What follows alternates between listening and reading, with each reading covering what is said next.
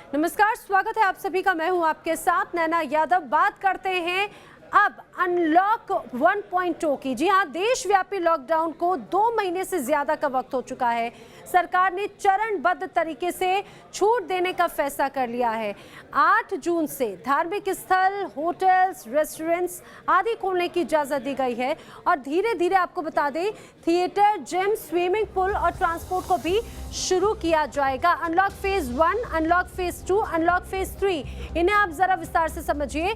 Unlock phase 1 की सबसे पहले बात करते हैं। पूजा स्थल, होटल, रेस्टोरेंट, मॉल जून से खुल जाएंगे। 8 जून से इन्हें खोला जाना है। अनलॉक फेज 2 में क्या होगा वो समझिए। अब अनलॉक फेज 2 को लेकर जिसमें स्कूल, कॉलेजेस यानी कि जो शैक्षणिक संस्थान हैं उन्हें खोले जाने को लेकर गाइडलाइंस आएंगी। माना जा रहा है जुलाई में शैक्षणिक संस्थान खुल सकते हैं। अब अनलॉक फेज 3 को आप समझिए, जिसमें मेट्रो, अंतर्राष्ट्रीय उड़ान, इसके अलावा स्विमिंग पूल, जिम को खोलने पर भी फैसला हो सकता है। यानी कि स्थिति को देखते हुए क्रमशः इसे खोला जाएगा। ऑनलाइन फेज 1, ऑनलाइन फेज 2 और अनलॉक फेज 3, ये 3 फेसेस हैं जिसे अनलॉक 1.0 के तहत देखा जा रहा है।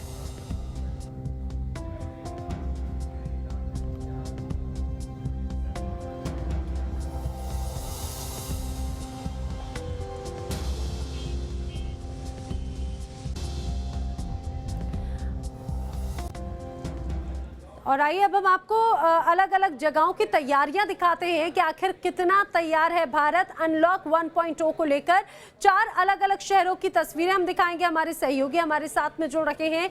उत्तर प्रदेश से हमारे साथ में अनिल यादव हमारे साथ में जुड़ेंगे और अब दिल्ली से राहुल रबास हमारे साथ में जुड़ेंगे और साथ ही साथ चेन्नई का हाल श्री प्रपंच दिखाएंगे। लेकिन हम इसकी तरफ आगे बढ़े उसके पहले आपको एक बड़ी खबर बता देते हैं। दरअसल उत्तर प्रदेश को लेकर भी उत्तर प्रदेश सरकार ने अपनी गाइडलाइंस जारी कर दी हैं अनलॉक 1.0 को लेकर। आपको बता दें 8 जून से शॉपिंग मॉल्स खोलने का निर्णय लिया गया है। साथ ही साथ रेस्टोरेंट्स भी इस दौरान खोले जाएंगे। रेस्टोरेंट्स के अलावा दूसरे चरण में स्कूल खोलने पर फैसला होगा। मेट्रो सर्विस फिलहाल यूपी में भी बंद रहेगी। यूपी में रात 9 बजे से सुबह 5 बजे तक कर्फ्यू रहने वाला है। यानी कि जो केंद्र की जो गाइडलाइंस हैं उसको भी यहाँ पर जरूर उसका पालन हो रहा है। रात 9 से सुबह 5 बजे तक पूरी तरह से कर्फ्यू रहने वाला है। हालांकि फल मंडी सुबह 8 से रात 8 बजे तक खुलने का निर्णय लिया गया है। उत्तर प्रदेश की तरफ से लगातार गाइडलाइंस पेश की जा रही हैं। किस तरह से गाइडलाइंस जारी हो रही हैं वो उधर आपको लेकर चलते हैं। गई हैं उनको और मजबूत किया जाएगा। जो टेस्टिंग की व्यवस्था है वो जैसा अभी बताया है 10,000 आज क्रॉस कर गया है। अगले 15 दिन में 15,000 क्रॉस करेगा और जिस रेट से मशीनें हमारे नए प्रदेश में आ रही हैं उनके आधार पर इसी माह के अंत तक टेस्टिंग भी लगभग 20,000 तक होगी। आज इसकी समीक्षा मुख्यमंत्री जी ने की। 1 जून से रेल सेवा शुरू होगी। रेल में जो लोग ट्रैवल कर रहे हैं, रेल में जो लोग यात्रा कर रहे हैं उनको भी एक गाइडलाइन स्वास्थ्य विभाग ने जारी की है।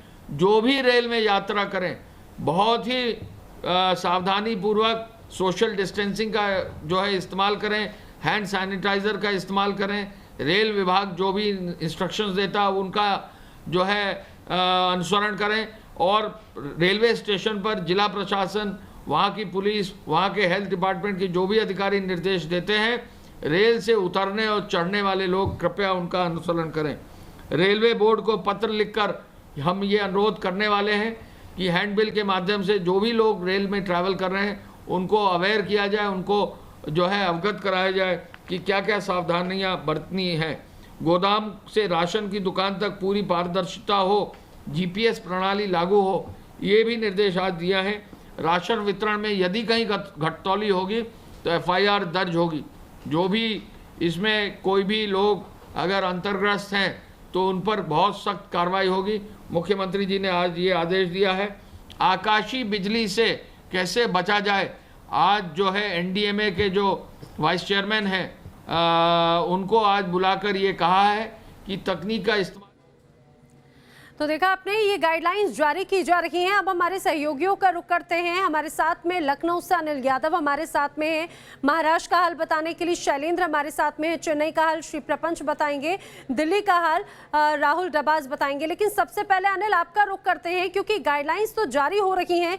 अब 8 तारीख से कई तरह की रियायतें और मिलने वाली हैं, यानी कि कल से बहुत कुछ बदला जाएगा। तैयारियां किस तरह की हैं और 1 से 8 के बीच में भी किस तरह से गाइडलाइंस होंगे अनिल, इसके बारे में भी जरा जानकारी दें। बिल्कुल, देखिए धीरे धीरे सब कुछ खुल गया है, बस लॉकडाउन ही बंद जारी है और सरकार लगातार कह रही है कि हम जो छूट का दायरा है उससे बढ़ाते जाएंगे और छूट का दायरा बढ़ाया भी जा रहा है।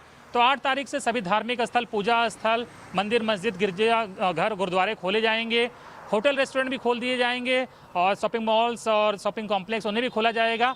लेकिन सरकार ने ये भी कहा है इसके दौरान तमाम प्रोटोकॉल का पालन करना होगा और जुलाई माह से तमाम शैक्षणिक संस्थाएं, कोचिंग इंस्टीट्यूट ये सब खोले जाएंगे। हालांकि इस दौरान केंद्र सरकार के जो गाइडलाइंस हैं उसके मुताबिक जो विमान सेवाएं चल रही हैं सिर्फ उनको ही अनुमति है, लेकिन मेट्रो सेवाएं बंद रहेंगी। इसके अलावा अभी तक सरकारी ऑफिसेज में कहा जा रहा था कि 50% कर्मचारियों के साथ काम होगा, लेकिन अब 100% कर्मचारी आ सकेंगे। लेकिन इस दौरान भीड़ लोगों की ना हो पाए इसका ख्याल रखा जाएगा। साप्ताहिक बाजार शहरों में बंद रहेंगे पहले की तरह ही और कंटेनमेंट जोन में कोई काम नहीं होगा। बाकी जो औद्योगिक इकाइयां हैं उनको भी खोल दिया गया है, तमाम प्रोटोकॉल का पालन करना होगा।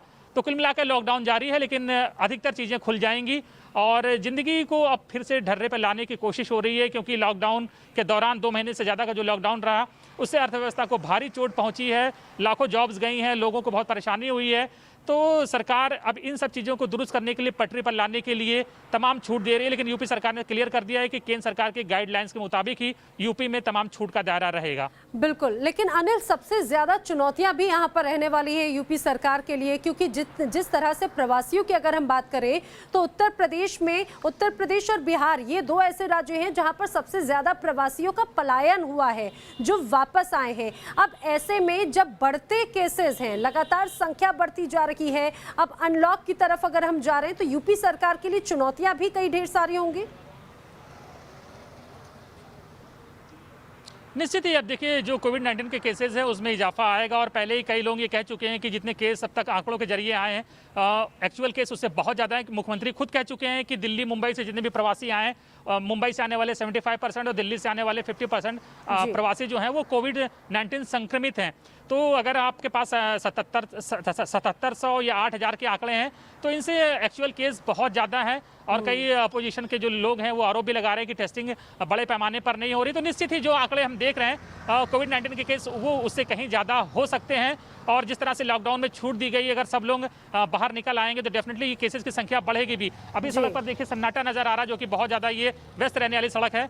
तो माना जा रहा है 8 तारीख के बाद अब सड़कों पर पहले की तरह तो पूरे 100% तो नहीं, लेकिन 60 से 70% ट्रैफिक जो है वो वापस लौट आएगा जो पहले के रहता था। तो जाहिर बात है चुनौतियां बढ़ेंगी, केसेस बढ़ेंगे और अब देखना है कि सरकार कैसे निपटती है। हालांकि सरकार कह रही है हमारी तैयारियां कंप्लीट है, 1 लाख बेड हमने पहले से तैयार कर लिए हैं, कोविड हॉस्पिटल्स हमारे तैयार हैं, 3 लेवल के कोविड हॉस्पिटल बनाए गए हैं। तो ये तमाम प्रिपरेशन के बाद सरकार ने ये तमाम छूट देने का फैसला किया है। बिल्कुल, सबसे बड़े राज्य में चुनौतियां बहुत ढेर सारी रहने वाली हैं, लेकिन इस अनलॉक के दौरान चुनौतियां और भी हैं। बात राजधानी दिल्ली की करते हैं, अन्य जगहों की भी तस्वीरें जानने के लिए रुक करेंगे हमारे सहयोगियों का। लेकिन आपको बता दें केजरीवाल का अनलॉक प्लान क्या है वो आप समझते हैं। केजरीवाल प्लान में भी 8 जून से धार्मिक स्थल खोले जाने की बात है। होटल्स, रेस्टोरेंट्स, शॉपिंग मॉल सब कुछ खुल सकता है 8 जून से। दिल्ली में सलून्स, स्पा भी अब खुल सकेंगे। ये हम आपको बता रहे हैं केजरीवाल का अनलॉक प्लान। औद्योगिक गतिविधियों को भी अब इस अनलॉक 1.0 में छूट मिल सकती है। इसके अलावा भी कई तरह की रियायतें हैं। कंटेनमेंट जोन को लेकर हालांकि सख्ती जरूर रहेगी।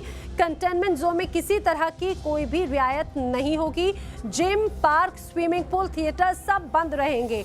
इसके अलावा स्कूल कॉलेजेस पर भी अभी कोई निर्णय नहीं है, अभी स्कूल कॉलेजेस नहीं खुलने वाले हैं।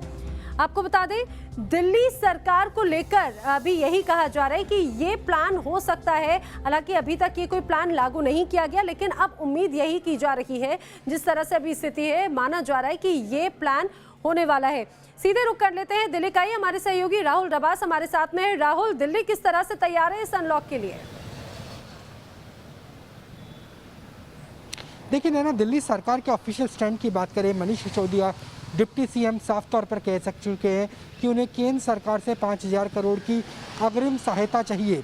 दिल्ली के पास जो टैक्स कलेक्शन से पैसा आता था वो टैक्स कलेक्शन कम हो चुकी है, 85% तक उसमें कमी आई है। दिल्ली सरकार ने साफ कर दिया कि उनको अगर केंद्र सरकार की मदद नहीं मिली तो ये भी संभावना है कि दिल्ली सरकार के अंतर्गत काम करने वाले कर्मचारियों को वेतन ना देने या देरी से देने की भी नौबत आ सकती है। तो इसलिए ये स्थिति दिल्ली की है, लिहाजा ऐसा लगता है कि राजधानी दिल्ली में जो केंद्र से रियायतें मिली है वो तमाम रियायतों को आगे रखा जाएगा, यानी पास अवे किया जाएगा राजधानी दिल्ली में, चाहे वो होटल, स्पा, शॉपिंग मॉल्स खोलने की बात हो या फिर जितनी भी रियायतें मिली है उनकी बात हो। ऐसे में एक सवाल ये भी उठता है कि जो कोविड हॉस्पिटल है, जिनसे जुड़े हुए मेडिकल स्टाफ को, डॉक्टर्स को होटल्स में अभी तक रुकवाया जाता था, अगर होटल इंडस्ट्री खुल जाती है 8 तारीख से तो उन डॉक्टर्स का क्या होगा। बहुत से सवाल ये भी है कि दिल्ली में जो स्पाइक है वो बहुत ज़्यादा है, गुजरात को पीछे छोड़ चुका है, तीसरे नंबर पर आ चुका है तमिलनाडु और महाराष्ट्र के बाद।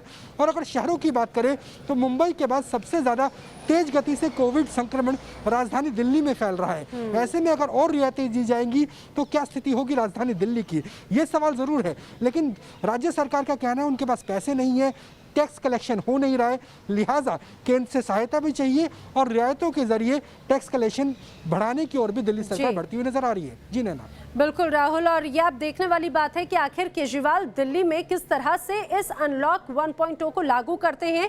लेकिन आपको बता दें, सबसे ज्यादा चुनौतीपूर्ण रहने वाला है महाराष्ट्र के लिए ये अनलॉक, क्योंकि महाराष्ट्र ही ऐसा प्रदेश है जहां पर सबसे ज्यादा कोरोना के मामले सामने आए हैं। लेकिन इस दौरान उद्धव सरकार का क्या प्लान हो सकता है वो आइए हम आपको बताते हैं। दरअसल जिस तरह से स्थिति है, इसको देखकर ऐसा लग रहा है कि मुंबई में किसी भी तरह की छूट नहीं मिलने वाली है। और इसके अलावा पुणे में भी कुछ इसी तरह का हाल है, क्योंकि मुंबई और पुणे लगातार बहुत ज्यादा संक्रमित इलाकों में से एक रहे हैं। यही वजह है रेड जोन या फिर नॉन रेड जोन वाले शहरों में गतिविधियों को थोड़ी छूट मिलेगी, लेकिन जो रेड जोन में होंगे वहां पर सख्ती का पालन होगा।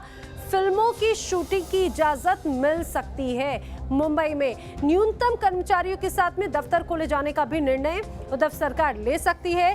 धार्मिक स्थल, होटल्स भी खोले जाने का निर्णय लिया जा सकता है, लेकिन यहाँ पर भी कुछ शर्तों का पालन करना जरूरी होगा। ये बात महाराष्ट्र की है, लेकिन एक्चुअल में किस तरह के हालात हैं ये जान लेते हैं। शैलेंद्र हमारे साथ में जुड़े समय मुंबई से। शैलेंद्र, सबसे ज्यादा प्रभावित, सबसे ज्यादा संक्रमित महाराष्ट्र ही है। अब ऐसी स्थिति में जब मामले लगातार बढ़ रहे हैं, महाराष्ट्र की स्थिति अभी भी चिंताजनक बनी हुई है। अब ऐसे में अनलॉक की तरफ अगर महाराष्ट्र जाता है, किस तरह की तैयारियां हैं, कितना बदल सकता है, कितनी सख्ती रह सकती है? देखिए नैना, अगर मुंबई समेत पूरे महाराष्ट्र की बात करें तो लगातार मामले जो हैं कोरोना वायरस के वो लगातार बढ़ते जा रहे हैं। और ऐसे में महाराष्ट्र सरकार ने केंद्र सरकार से परे, हालांकि केंद्र सरकार ने बहुत सारी रियायतों की बात की है और इससे परे महाराष्ट्र सरकार की सबसे पहली प्राथमिकता एजुकेशन की रही है। और यही वजह है कि एजुकेशन को लेकर महाराष्ट्र सरकार ने सबसे पहले निर्देश जारी किए हैं और साफ तौर पर कहा है कि जहां पर ऐसे जोन जहां पर कि स्कूल और कॉलेजेस शुरू नहीं किए जा सकते, वहां पर ऑनलाइन टीचिंग की व्यवस्था की जाए। यानी कि जून महीने से जो सत्र शुरू होता है एजुकेशन का, वो शुरू हो जाएगा। यानी कि एजुकेशन डिपार्टमेंट को इसमें किसी भी तरह का कोई कोताही बरतने की जरूरत नहीं है। जहां पर ऐसे जोन है जहां पर ऑनलाइन क्लासेस शुरू की जा सकते हैं, ऑनलाइन पढ़ाई की जा सकती है, वो चीज़ें शुरू हो जाएंगी। इसके अलावा अगर बात करें शॉपिंग मॉल्स और दूसरी व्यवस्थाओं की, तो पूरी तरह से बंद रहेंगी। यानी कि शॉपिंग मॉल्स की अगर बात करें तो हालांकि वो चालू रहने के निर्देश जो हैं वो दिए जा सकते हैं, लेकिन जो थिएटर्स, जिम और दूसरे स्विमिंग पूल्स वगैरह हैं ये पूरी तरह से बंद रहेंगे। इसके अलावा महाराष्ट्र सरकार ने साफ तौर पर लोगों को इंडिकेट कर दिया है कि चूंकि महाराष्ट्र में मुंबई और पुणे दो ऐसे डिस्ट्रिक्ट्स हैं जो पूरी तरह से रेड जोन में हैं, तो ऐसे में किसी भी तरह की कोई कोताही नहीं बरती जा सकती, क्योंकि लगातार अगर बात करें तो कंटेनमेंट जोन हो या कोरोना वायरस के मामले हो, वो लगातार बढ़ते जा रहे हैं और ऐसे में इन पर रोकथाम करना बेहद जरूरी है। और ऐसे में इन दोनों जिलों को छोड़कर बाकी जो ग्रीन जोन आते हैं वहां पर हिदायत के साथ, यानी कि सोशल डिस्टेंसिंग और दूसरी जो नियम और कानून है उसको रखते हुए ये निर्देश दिए जा सकते हैं कि लोग जो हैं वो अपना काम जो है सहूलियत पूर्वक कर सकें। लेकिन जो रेड जोन जैसे मुंबई और खास करके पुणे है, यहाँ पर किसी भी तरह की कोई भी कह सकते हैं कि किसी भी तरह की कोई भी सहूलियत देने की बात जो है वो महाराष्ट्र सरकार ने कहीं नहीं की है, एजुकेशन को छोड़ के। अगर बात करें ग्रोसरीज की तो जाहिर तौर पर चूंकि जीवन आवश्यक वस्तु में शामिल होती है ग्रोसरीज, तो ऐसे में चाहे रेड जोन हो या कंटेनमेंट जोन हो, तो ऐसी जगहों पर जो ग्रोसरीज की दुकानें हैं, जो शॉप्स हैं, वो खुली रहेंगी ताकि लोगों को जीवन आवश्यक वस्तुएं मिलती रहें, लोगों को किसी भी तरह की कोई दिक्कत न महसूस हो। ये तमाम चीजें जो है महाराष्ट्र सरकार जो है वो प्लानिंग कर रही है और आने वाले समय में हो सकता है कि कुछ और भी नए दिशा निर्देश जो हैं वो महाराष्ट्र सरकार जारी करे। जी बिल्कुल, यानी कि अभी इसके लिए हालांकि और इंतजार करना पड़ेगा। लेकिन अगर बात मुंबई की करें, मुंबई और पुणे ये दोनों ऐसे शहर हैं जो एक तरह से हॉटस्पॉट बने हुए हैं। इनको ध्यान में रखते हुए जो गाइडलाइंस है महाराष्ट्र सरकार की तरफ से वो जारी की जा सकती हैं। वैसे आपको बता दें, केंद्र सरकार ने तो अनलॉक 1.0 को लेकर गाइडलाइंस जारी की, लेकिन प्रदेश सरकारों ने भी स्थिति को ध्यान में रखते हुए अपने अनुसार गाइडलाइंस जारी की हैं। उनमें तमिलनाडु सरकार भी शामिल है। तमिलनाडु सरकार ने जो गाइडलाइंस जारी की हैं उन्हें जरा आप समझ लीजिए। कांचीपुरम, चेंगलपट्टू, थिरुवल्लूर, इसके अलावा 7 जोन ऐसे हैं जहां पर आवाजाही बाधित रहेगी, बंद रहेगी। चेन्नई के 8 जोन में सार्वजनिक परिवहन पर भी प्रतिबंध रहने वाला है, क्योंकि यहां पर भी मामले लगातार सामने आए हैं। मेट्रो, लोकल ट्रेन सेवाओं को कोई रियायत नहीं होगी, इन पर भी पूरी तरह से पाबंदी है।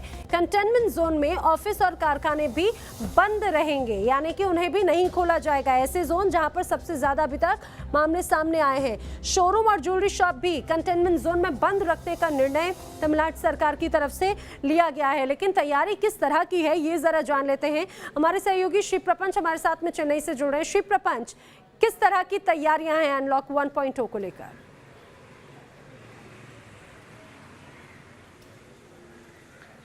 यहाँ पे अगर तमिलनाडु की बात की जाए तो तमिलनाडु का जो नंबर ऑफ केसेस है कोविड-19 का दिन ब दिन बढ़ता जा रहा है। अभी 21,005 हो चुका है। अगर चेन्नई की बात की जाए तो यहाँ पे 14,000 केसेस यहाँ पे अब तक देखने को मिले हैं।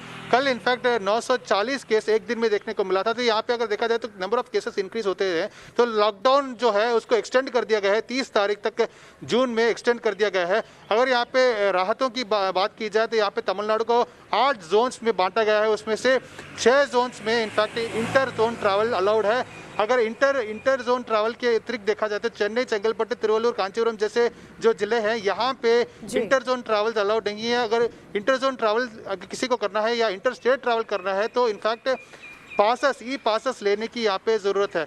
तमिलनाडु को अगर देखा जाए तो पूरे तमिलनाडु में इनफैक्ट चेन्नई को छोड़कर इनफैक्ट अगर देखा जाए तो इनफैक्ट इंडस्ट्रीज प्राइवेट सेक्टर में 100% वर्कफोर्स के साथ फैक्ट्रीज ऑपरेट कर सकते हैं, प्राइवेट ऑर्गेनाइजेशन ऑपरेट कर सकते हैं। और अगर देखा जाए तो होटल्स इनफैक्ट 8 तारीख से लेकर 50% डाइन इन के साथ ऑपरेट कर सकते हैं, टी शॉप्स ऑपरेट कर सकते हैं। तो ये सारे जो रिलैक्सेशन हैं 8 तारीख के बाद आती है। अगर मॉल्स, थिएटर्स और शॉपिंग कॉम्प्लेक्स की बात की जाए तो बड़े बड़े malls, theatre, swimming pool, beaches, parks और टूरिस्ट प्लेसेस अभी भी बंद रहेंगे। स्कूल्स और कॉलेजेस, एजुकेशनल इंस्टीट्यूशंस अभी भी बंद रहेंगे 30 तारीख तक। अगले आदेश देने तक ये सारे जो प्लेसेस हैं ये सारे बंद रहेंगे। धार्मिक स्थल यहाँ पे अगले आदेश तक यहाँ पे बंद रहेंगे। तो देख सकते हैं कि नंबर ऑफ केसेस बढ़ने के कारण यहाँ पे जो रिलैक्सेशन है बहुत ही कम दी जा रही है। मगर खासकर ये देखना होगा कि पब्लिक ट्रांसपोर्ट की यहाँ पे रिलैक्सेशन दी गई है, वो भी जोन्स में बांटा गया है। चेन्नई से यहाँ पे कोई भी प्रकार का पब्लिक ट्रांसपोर्ट यहाँ पे ऑपरेट नहीं कर सकता। चेंगलपट्टू, चेन्नई, कांचीपुरम और तिरुवल्लूर में पब्लिक ट्रांसपोर्ट जाने की और आने की यहाँ पे अनुमति नहीं है। तो यहाँ पे देख सकते हैं कि अगर किसी को बाहर अगर चेन्नई, तिरुवल्लूर, कांचीपुरम से जाना हो तो उन्हें ई पासेस लेना ज़रूरी पड़ सकता है। यहाँ पे जब डॉक्टर्स बात कर रहे थे तो डॉक्टर्स ने क्या कहना है कि अगले कुछ दिनों में इनफैक्ट केसेस जो हैं, नंबर ऑफ केसेस इंक्रीज होने की संभावना है। और स्टेट गवर्नमेंट ने ये कहा है कि यहाँ पे अगर नंबर ऑफ केसेस इंक्रीज भी होती है तो यहाँ पे उनको हैंडल करने की पूरी क्षमता स्टेट गवर्नमेंट के पास है। तो यहाँ पे देख सकते हैं कि गवर्नमेंट भी एक तरफ प्रिपेयर कर रही है और लॉकडाउन का जो 5वां चरण है कल से शुरू होने को है। साथ ही साथ रिलैक्सेशन भी ज़्यादा देने की यहाँ पे देखी जा रही है। तो नंबर ऑफ केसेस बढ़ने की यहाँ पे भी बिल्कुल, उम्मीद यानी की कि जा रही है। मामले यहाँ पर बढ़ रहे हैं। इसकी वजह से तमिलनाडु सरकार ने अभी भी लॉकडाउन एक्सटेंड किया है, यानी कि भले ही देश में अब अनलॉक की तरफ भारत बढ़ रहा हो, लेकिन तमिलनाडु सरकार ने अभी भी सख्ती यहाँ पर बनाई हुई है। 21,000 से ज्यादा केसेस हैं, यही वजह है कि अभी कई जगहों पर पाबंदी रहेगी। आप चारों का ही बहुत शुक्रिया। लेकिन आपको बता दें, जिस तरह से तमिलनाडु सरकार ने अपनी गाइडलाइंस तैयार की, कुछ इसी तरह से गुजरात और राजस्थान सरकार की तरफ से भी गाइडलाइंस जारी की गई हैं। पहले गुजरात को जरा समझ लेते हैं, गुजरात सरकार ने क्या गाइडलाइंस अपनी तरफ से जारी की गई है। हालांकि केंद्र की ही तरह गुजरात सरकार ने भी रात 9 बजे से सुबह 5 बजे तक कर्फ्यू रखने की बात कही है। सभी दुकानें शाम 7 बजे तक खोली जा सकेंगी। शाम 7 बजे के बाद में सख्ती नजर आएगी, पाबंदी रहेगी दुकानें खोलने पर। गुजरात स्टेट ट्रांसपोर्ट की बसें सभी जिलों में चल सकेंगी और सभी सरकारी दफ्तर भी खुल सकेंगे, लेकिन यहाँ पर शर्तों का जरूर पालन करना होगा। होटल्स, रेस्टोरेंट, धार्मिक स्थल नए नियमों के साथ में खुलेंगे और उन नियमों का पालन करवाना यहाँ होटल रेस्टोरेंट मालिकों की जवाबदेही होगी। उनको सख्ती से यहाँ पर इन नियमों का पालन करवाना होगा। ये तो आपने गुजरात का हाल जान लिया, गुजरात में किस तरह से गाइडलाइंस हैं। लेकिन अब बात राजस्थान की करते हैं। राजस्थान में 1 जून से सभी पर्यटन स्थल खोले जाने के निर्णय दिए जा चुके हैं और सभी पर्यटक अब यहाँ पर अलग अलग हफ्तों के अनुसार गाइडलाइंस तैयार की गई। पहले हफ्ते से दूसरे हफ्ते तक टूरिस्ट पर्यटन स्थल में मुफ्त में एंट्री कर सकते हैं। इसके बाद में जो तीसरा हफ्ता होगा उसमें आधा पैसा देकर पर्यटन स्थल पर जाया जा सकेगा और जो चौथा हफ्ता होगा, आपको बता दें, चौथे हफ्ते में पर्यटन स्थल का पूरा शुल्क देना होगा। ये राजस्थान सरकार की ओर से गाइडलाइंस है। इसके अलावा जू या फिर रणथंबोर टाइगर रिजर्व को भी अब फिलहाल खोल दिया गया है। नाइट टूरिज्म और लाइट एंड साउंड शो जो हैं, अभी फिलहाल उन पर पाबंदी रहेगी। उनको अभी इसी तरह से बंद ही रखा जाएगा। आने वाले समय में गाइडलाइंस फिर से जारी हो सकती है। स्थिति को ध्यान में रखते हुए शायद फिर वहां पर और भी रियायत मिले। तो ये वो गाइडलाइंस हैं जिनका पालन किया जाएगा। कल से बहुत कुछ बदलने जा रहा है।